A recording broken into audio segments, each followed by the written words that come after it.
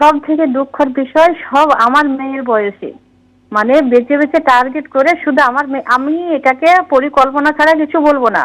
কেন? যদি পরিকল্পনা না, আমি তো তামান্নার মা, আমি আমার বাড়ির ভেতরে এসে আমার মেয়েটার প্রাণটা নিয়ে চলে গেছে, ফুটফুটি মেয়েটার। তো পরিকল্পনা এই জন্যই বলবো, কেন এত কেয়ারলেস, কেন ওই রাসায়নিক বা অ্যাসিড যাই হোক কেন রাস্তায় থাকবে? বাচ্চারা কেন খেলতে পাবে না? বাচ্চাদের কেন স্বাধীনতা কেড়ে নেওয়া হবে?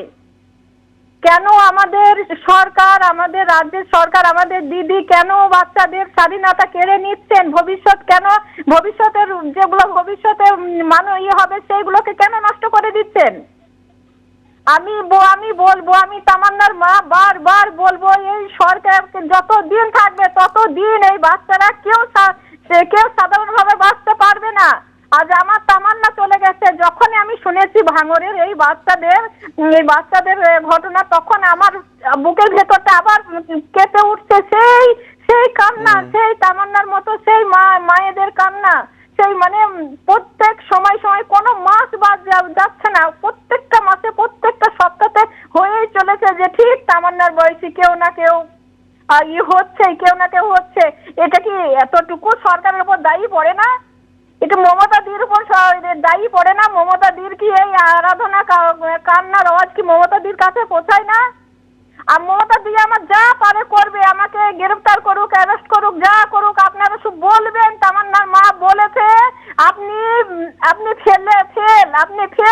ফেল, মমতা দি ফেল। মমতা দি সে যতই রাজনীতি করে যাই করুক, কিন্তু এখানে উনি পাচ্ছেন না। উনি বাচ্চাদেরকে কেন টার্গেট করবে? ওখানে কেন বাচ্চাদেরকে ওই রাসায়নিক গুলো কেন সাবধানে রাখলেন না? বাচ্চারা কোথায় খেলবে? বাচ্চারা তো তাদের বাড়ির সামনে খেলেছে, বাচ্চারা কোথায় খেলবে? আপনি বলুন। তামান্না বাড়িতে খেলছিল, ওখানে তামান্নাকে মেরে দিল। ওখানে বাচ্চারা রাস্তায় খেলছে, ওখানে রাস্তায় করে দিচ্ছে। আবার কেউ কোথাও যাচ্ছে, তাকে কিডন্যাপ করে মেরে ফেলে রাখছে। তো কি করবে তাহলে? বাচ্চারা কোথায়? বাচ্চাদের নিরাপত্তা কোথায়? আমি জানতে চাই, আমি এই সরকারের কাছে জানতে চাই যে বাচ্চারা কোথায় নিরাপদে থাকবেন, বাচ্চাদের সেফটি কোথায়? এটা অত্যন্ত গুরুত্বপূর্ণ প্রশ্ন তুলছেন যে বাচ্চারা তাহলে কি এই রাজ্যে কোথাও নিরাপদ নয়? কোথাও রাজনীতির একেবারে সন্ত্রাসের বলি হচ্ছে, কোথাও প্রশাসনিক দুর্বলতার বলি হচ্ছে। আজকে দিদি আপনার সঙ্গে যখন কথা বলছি, সেই জুন মাস থেকে ফেব্রুয়ারি মাস, মাঝে 8টা মাস পেরিয়ে গেল। এই ছোট্ট তামান্না যে আমাদের ছেড়ে চলে গেল, মানে আপনার কোলে তো আর তামান্নাকে আমরা ফিরিয়ে দিতে পারবো না, কিন্তু যেটা আমরা করতে পারি, আপনি যাতে বিচার পান সেই পথটা সুনিশ্চিত করতে পারে এই সরকার, এই প্রশাসন, সেই বিচারটা আপনি পেয়েছেন? যদি আজকে যদি তামান্না সুবিচার পেত, তাহলে আর কোনো বাচ্চা এমন হয়ে যেত না, প্রত্যেক জনা সাবধান হয়ে যেত, আজকে এই রাসায়নিক বিস্ফোরণ হতো না। তাহলে আজকে তামান্নার বিচার এখন পর্যন্ত পাইনি। তামান্নার মা ডুকরে ডুকরে কাঁদে, তামান্নার বাবা ডুকরে ডুকরে কাঁদে। ওই জন্য প্রত্যেকটা বাচ্চাকে মৃত্যুবরণ করে নিতে হচ্ছে, প্রত্যেকটা মা কান্না করছে। তাই আমি সারা বাংলার মাদেরকে বলবো, সবাই একতা হয়ে অন্যায়ের বিরুদ্ধে লড়াই করতে, অন্যায়ের বিরুদ্ধে আন্দোলন করতে। তামান্নার মা যেমন সাহস করে, তামান্নার মা যেমন ভাবে লড়াই করছে, এমন করে সবাই একতা হয়ে সবাই লড়াই করতে।